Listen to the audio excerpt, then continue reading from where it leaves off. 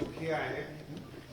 दुःखामध्ये असं कोणतेही तुमचं वाक्य घोषणा जाता कामा नये. आपण हत्येचं समर्थन करत नाहीये. आरोपीला शिक्षा व्हावी म्हणून आपण सांगितलेलं आहे. दुःखी परिवार येतोय, त्याचं त्या पद्धतीने सगळ्यांनी शांत राहून आपल्या संवेदना व्यक्त करावी. जातीचा रंग कोण देईल प्रामुख्यानं हे सगळ्यांना लक्षपूर्वक आहे का? ज्याला ह्या आरोपीची बाजू घ्यायची, त्यालाच फक्त जातीवादाचा अंश यायलाय. बाकी तर आम्ही दाखवलंय. दीपक काका आमच्या जिल्ह्याचे सुपुत्र आहेत. 1000 मुलींच्या पुढे ते अनाथ मुली तिथं सांभाळ करतात. दत्ता भाऊ आहे ते HIV ग्रस्त, म्हणजे शेकड्यावर मुलं तिथं सांभाळतात. विधवा महिला तिथं ज्या म्हणजे त्यांना कुणी आसरा देत नाही किंवा ज्यांचं काही कुणी नाही त्यांना सांभाळतात. म्हणून या आडून जर कुणी करत असेल तर ते खरे जातीवादी. त्यांना तिथं तुम्ही लगेच सांगा की तुम्ही ह्याची बाजू घ्यायचं काही कारण नाही. कारण का बऱ्याचशा गोष्टी हे सगळं पुढं जात असताना त्या सुद्धा आमच्याकडे आलेल्या आहेत. पण आम्ही शहानिशा केल्याशिवाय तुम्हाला बोलणं उचित नाही. बोला. तुम्हाला जे अन्नाचे फोटो आहेत आपण आतमध्ये असं आहे की ज्यावेळेस आले होते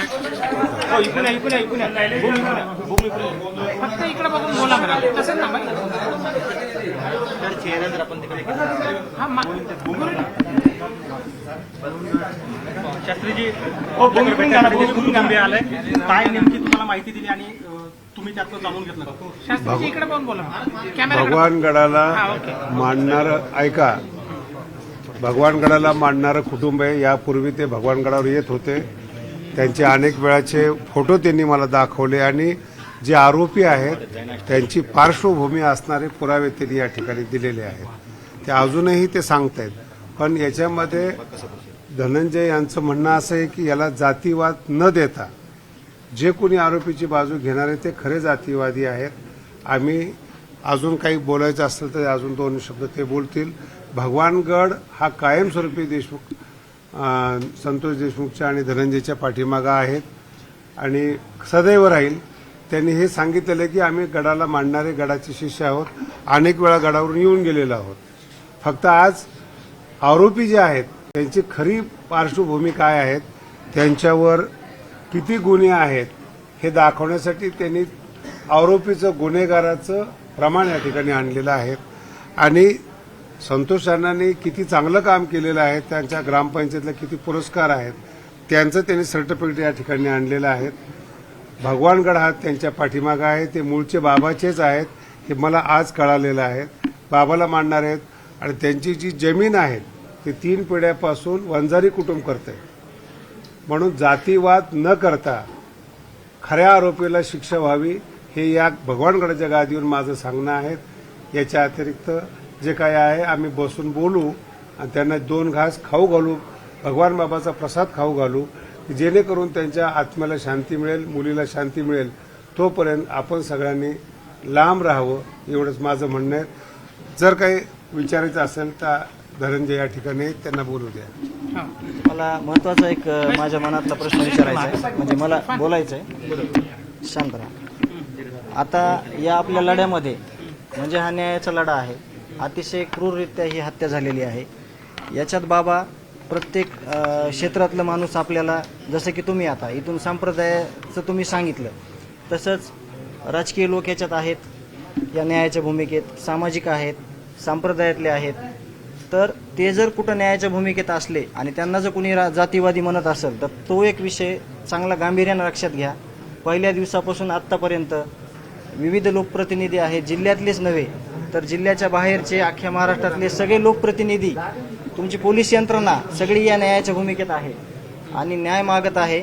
तर त्याच्यामध्ये त्या लोकप्रतिनिधीला जर जातीवादी म्हणण्यात आलं तर मग न्यायाच्या दिशेने येणारे ते लोक परत येतील का न्यायाच्या भूमिकेत? नाहीत येणार. तर ती सुद्धा गांभीर्यानं दखल घेणं गरजेचं आहे.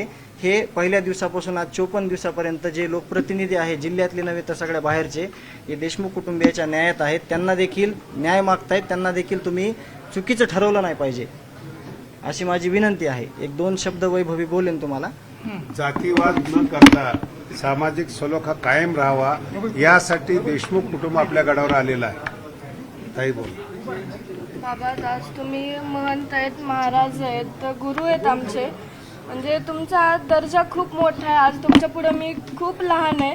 फक्त मला एवढं वाटतं की जसं तुम्ही म्हणलात एका चापटीचं जर त्यांची मानसिकता तशी झाली आणि त्यांनी माझ्या वडिलांची हत्या केली. आज माझ्या वडिलांच्या अंगावर आज आम्ही फक्त न्यूजला ऐकतो की त्यांच्या अंगावर इतके वार झालेत. त्यांची अशी एकही अवयव नाहीये की तो शाबूत होता. त्यांचे जर आता मी घरीच ते ऐकलं की त्यांचे फक्त अस्थिमध्ये 3 हाडे निघतायत. तर म्हणजे आमची आज मानसिकता काय असेल. ते ज्यांचे फोटो आहेत ते आम्ही आज सुद्धा बघू म्हणजे ते आम्हाला बघू वाटत नाहीये. त्याचं इतकं दुःख आहे.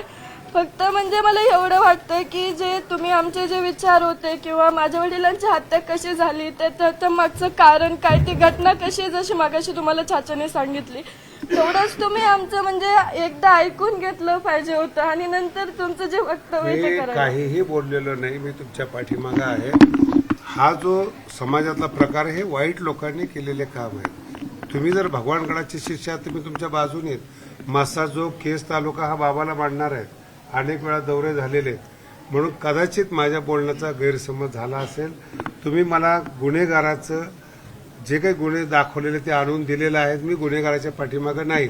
फक्त इतर लोकांनी त्याचा अर्थ चुकीचा केलेला आहे. बाबा आम्हाला पण तेच वाटतं की जे ही वृत्ती आहे जी गुन्हेगारीची आहे त्याच्यामुळे आज माझ्या वडिलांची हत्या झाली आहे. फक्त ती जी वृत्ती आहे ती आपल्याला बाजूला काढायची आणि आमचं म्हणणं हे आहे की आरोपींचं ज्यांना समर्थन करायचं त्यांनी निश्चित करा. आम्ही त्यांच्या बाबत काही बोलत नाहीत. पण याच्यामध्ये कुठं जातीवाद आणतायत आणि ज्यांना आरोपीची पाठराखण करायची तेच जातीवाद काढतायत. माझ्या वडिलांनी जसं मला समजतंय तसं माझ्या वडिलांनी कोणतं जातीवाद केला नाहीये. आता सगळ्या चाचाने सांगितलं की आमचे शेतकरी सुद्धा हे वंजारी हेच आहेत, त्यांचं सुद्धा अन्न मुंडेच आहे. पण आम्हाला एक असं याची खंत वाटते की जो माणूस जसं दलितांना वाचवण्यासाठी गेला त्यांनी कधी जातीवाद न केला. त्याच्यामध्ये न्याय मिळवण्यासाठी असे वेगवेगळे फाटे का फुटतायत. आमचं एकच म्हणजे आज आम्हाला इतकं दुःख आहे. आमचं गाव सुद्धा या दुःखातून सावरू शकलं नाही. पण तरी पण आज आम्ही त्यांच्या न्यायासाठी झुंजतो. कारण की त्यांच्यावर जो अन्याय झालाय म्हणजे आता प्रश्न पडतो की कुणाला वाचवायला जाणं हा पण आपला गुन्हा आहे का. म्हणून ही जी घटना घडली ती नंतर घडू नये यासाठी आम्ही फक्त न्याय मागतोय. आमची अपेक्षा हीच आहे की आम्हाला लवकरात लवकर न्याय मिळाला पाहिजे. भगवानगड आपल्या पाठीशी आहेत. मी भगवान बाबाला प्रार्थना करतो लवकरात लवकर फास्ट ट्रॅकवर न्याय मिळावा आणि मुलीला सांत्वना मिळावी. भगवानगड हा कायमस्वरूपी त्यांच्या पाठीशी उभा राहील. आरोपीचं कधीही समर्थन करत नाही. त्यांनी पुरावे आणलेले आहेत की आरोपीवर किती गुन्हे दाखल झालेले आहेत. कदाचित माझ्या बोलण्याचा चुकीचा अर्थ झाला असेल तर ते आरोपी हे आरोपीच आहेत, गुन्हेगार आहेत हे सांगण्याकरता या ठिकाणी कुटुंब आलेलं आहे. गडाचंच कुटुंब आहेत.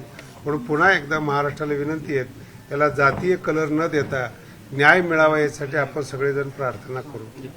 भगवान बाबा की जय. महाराजांनी या संदर्भात जी समजा अमानुष हत्या झाली, मारहाण झाली, त्याचे काही इथं फोटो येतं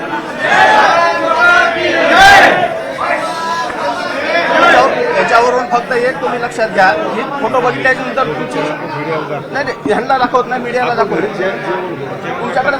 तुमच्याकडे सुपोर्ट करतो. तुम्ही पाहून घ्या फक्त हे. आम्ही कुणाकडेही देणार नाही.